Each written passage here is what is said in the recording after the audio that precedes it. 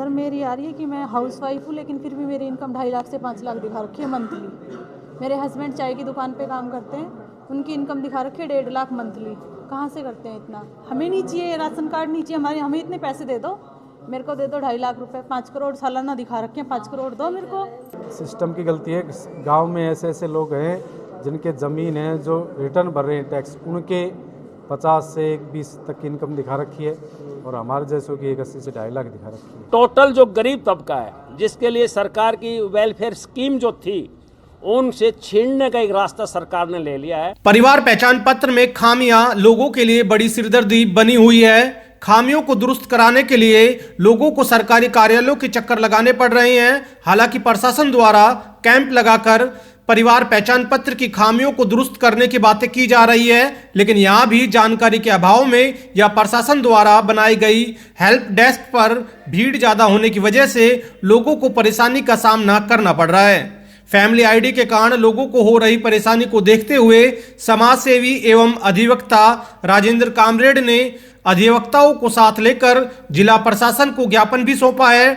उन्होंने कहा है कि फैमिली आईडी आमजन के लिए आफत बन गई है, इसलिए सरकार को फैमिली आईडी को खत्म कर देना चाहिए। वहीं फैमिली आईडी में गलत डाटा अपलोड होने की वजह से आमजन को काफी समस्याओं का सामना करना पड़ रहा है। आमजन को किस तरह की परेशानियों का सामना करना पड़ रहा है और एडीसी का इस बारे में क्या कहना है, वो वीडियो में हम आपको आगे बताएंगे। लेकिन उससे पहले आपको बता दें कि मुख्यमंत्री ने हाल में ही एक बयान जारी करते हुए कहा था कि 25 जनवरी तक फैमिली आईडी के डाटा को दुरुस्त कर दिया जाएगा। ऐसे में अब देखना होगा कि ये आने वाली 25 तारीख तक क्या सभी परिवारों के फैमिली आईडी के डाटा को दुरुस्त किया जाता है या फिर लोग इसी तरह से परेशान होते रहेंगे। भाई फैमिली आईडी में इनकम जो है बहुत ज़्यादा दिखा रखी है, 1,80,000 से 2.5 लाख दिखा रखी है, और मेरी है लगभग इसमें, और मेरी पर्सनल दिखा रखी है इसमें 50 से 75,000, और मेरे एक मेरी बीबी है और एक मेरा बच्चा है, और फिर तीनों की 1,80,000 से 2.5 लाख रुपये दिखा रखी है इनकम। ना तो मेरा सोशो इकोनॉमिक का CET पेपर में जो 5 अंक मिलने हैं वो कट जाएंगे, इस वजह से कट जाएंगे। उसमें मेरा टेस्ट क्लियर है, लेकिन ये 5 नंबर मेरे कट जाने से फिर वही बात है, ना तो मैं आगे पेपर में बैठ पाऊँगा, और फिर 1 साल 2 साल ख़राब रही ऐसी जो तैयारी की है पेपर की, वो बेकार जाएगी ऐसी।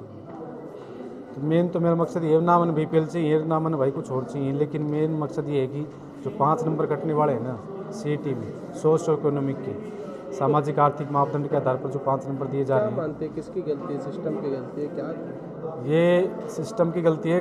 गांव में ऐसे ऐसे लोग हैं जिनके ज़मीन है, जो रिटर्न भर रहे हैं टैक्स, उनके 50 से 20 तक की इनकम दिखा रखी है, और हमारे जैसों की 80 से 2.5 लाख दिखा रखी है। तो ये सरकार ने कहीं ना कहीं सरासर धोखाधड़ी की है। इसमें जो भी कमेटी बनाई है ना, वो सरासर गलत बनाई है, और जो गांव के मौजूद आदमी जो लिए हैं ना, वो भी निराशार गलत लिए हैं। किसी का तो BPL कट रहा है, जो अच्छी उसके हैं, जो अच्छी हैसियत रखते हैं, उनका तो BPL काट दिया, साथ साथ में जो बिल्कुल ही कमज़ोर गरीब है उनका भी काट दिया साथ में, और कुछ जो ऐसे उठा लिए जो अच्छे 5-5 लाख जिनकी सालाना इनकम है, और उनके BPL बना दिए। गांव मुंदी में ऐसे कई लोग विद्यमान हैं जो मैं अपने खुद के दम पर दिखा सकता हूं कि इन लोगों के BPL बना दिए, और जो सही तबके के लोग थे जिनको ज़रूरत थी उनके काट दिए। तो क्या सर मेरी आ रही है कि मैं हाउस वाइफ हूँ, लेकिन फिर भी मेरी इनकम 2.5 लाख से 5 लाख दिखा रखी है मंथली। मेरे हस्बैंड चाय की दुकान पे काम करते हैं, उनकी इनकम दिखा रखी है 1.5 लाख मंथली। कहाँ से करते हैं इतना? हमें नहीं चाहिए, राशन कार्ड नहीं चाहिए हमारे, हमें इतने पैसे दे दो, मेरे को दे दो 2.5 लाख रुपए। 5 करोड़ सालाना दिखा रखे हैं, 5 करोड़ दो मेरे को, है ना? ये बात है ना। अगर वो लोग ये दिखा रहे हैं मेरा कार्ड काट दो, मेरे को नहीं चाहिए, लेकिन मेरे को पैसे तो दो, इनकम तो आनी चाहिए ना मेरे पास। मेरी इनकम तो है नहीं। हाउस वाइफ की 2.5 लाख दिखा रखी है, किसी की कुछ दिखा रहे हैं, किसी कुछ दिखा रहे हैं। घर का काम पहले भी आए हैं? पहले भी आई हूँ मैं यहाँ पे। पहले 0 दिखा दी, बाद में बोले ठीक है ग्रीवेंसी लगा दी, 0 दिखा दी, उसके बाद अब दोबारा कल चेक कराया तो 2.5 लाख इनकम दिखा दी। डिमांड करते सर जितनी हमारी इनकम है उतनी तो दिखाइए। हमारी इनकम 80 से 90 है, 1 लाख दिखाइए, 1.5 लाख दिखाइए, लेकिन ये क्या है कि हमारी इनकम 5-5 करोड़ दिखा रहे हैं। 5 करोड़ होगा वो बंदा ऐसे घूमेगा क्या? मानते सिस्टम में कहीं ना कहीं हाँ, बहुत ज़्यादा गलती है सर। 3 बार धक्के खा चुके हैं, 1-2 बार नहीं आई, 3 बार आ चुकी हूँ मैं यहाँ पे। तीनों बार में पहले 1.5 लाख थी, मैंने बोला 1.5 लाख नहीं है भाई, 1 लाख कर दो, 1 लाख है। उसके बाद 0 कर दी, 0 से फिर अब सीधा 2.5 लाख 5 करोड़ पे दिखा दिया। अगर जिस बंदे के पास 5 करोड़ होगा वो बंदा ऐसे नहीं घूमेगा। सिंपल सा मामला है, परंतु बहुत गंभीर हो रहा है कि हरियाणा सरकार ने एक परिवार पहचान पत्र, एक कानून, एक योजना शुरू की है और उसमें ये लिख दिया परिवार पहचान पत्र के अंदर कि तमाम स्कीम से जोड़ दिया जिसकी 1,80,000 रुपया फैमिली की टोटल इनकम है। टोटल इनकम 1,80,000 सालाना जो इनकम है उसको आयुष्मान की कोई सुविधा नहीं मिलेगी, उसका ओल्ड एज जो सम्मान निधि है उसको बंद कर दिया जाएगा, विडो पेंशन को बंद कर दिया जाएगा, उसको राशन नहीं मिलेगा, उसको तमाम सुविधाएं ख़त्म कर दी जाएंगी। हम ये कह रहे हैं 1,80,000 एक परिवार में अगर 5 मेंबर हैं तो 1,80,000 में तो वैसे भी गुजारा नहीं होता। 15,000 रुपया पर मंथ होता है। 7वां पे कमीशन कहता है कि 28,000 रुपया न्यूनतम वेतन होना चाहिए और केंद्र सरकार कहती है 5 लाख रुपया हम मानते हैं। हमारे मुख्यमंत्री जी 1,80,000 से जिसका एक पैसा वापस ऊपर हो गया उसको अमीर मानते हैं और उसके नाम से तमाम जन कल्याणकारी स्कीम को बंद कर रहे हैं और फिर कहते हैं कि हम रेक्टिफाई करेंगे, इसको ठीक करेंगे।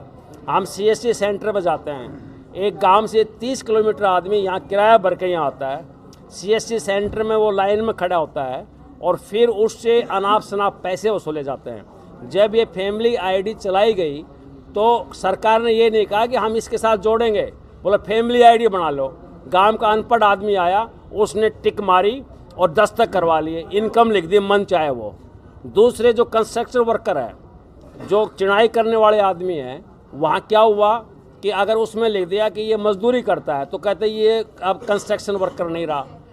जो महिलाएं दिहाड़ी पर जाती हैं, घरेलू लिख दिया तो वो कंस्ट्रक्शन वर्कर नहीं है, तो आपकी कॉपी नहीं बनेगी, आपको कोई हित लाभ नहीं मिलेगा।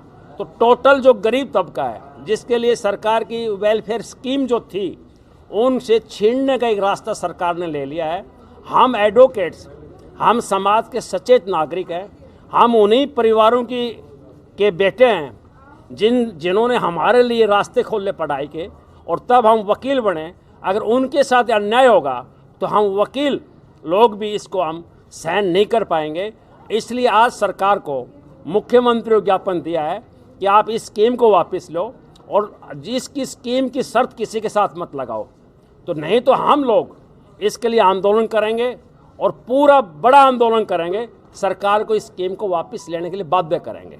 जो अभी परिवार पहचान पत्र से रिलेटेड कुछ त्रुटियां है लोगों को लग रहा है, तो उसके लिए हमने जिला स्तर पे हेल्प डेस्क बनाया है और उस पे हेल्प डेस्क पे लोग आके अपनी त्रुटियां दूर कर सकते हैं। उसमें ग्रीवियंस पोर्टल है हमारा, उस पर ग्रीवियंस डाल सकते हैं। और साथ ही मैं बताना चाहूँगा कि 21 से 25 तारीख तक इस महीने में हमने ब्लॉक स्तर पर कैंप लगाया है जिसमें BDO ऑफिस में ही लोग अपनी त्रुटियां दूर कर सकते हैं परिवार पहचान पत्र से रिलेटेड। कितने हैं जो पहचान पत्र जो आपने ज़िले में अभी करीबन 2,64,000 परिवार पहचान पत्र बने हुए हैं और उसमें से 9 लाख के करीब मेंबर्स है, फैमिली मेंबर्स है। और इसमें मैं ये भी बताना चाहूँगा कि इसी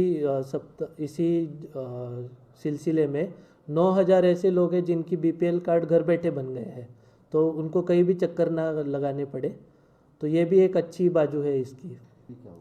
परिवार पहचान पत्र में ऐसा है कि लगभग 55 डिपार्टमेंट का डेटा जो है वो जुड़ा हुआ है और उससे जो ऑटोमेटेड सिस्टम है उससे पता चलता है कि लोगों की इनकम सोर्सेज कहाँ से है।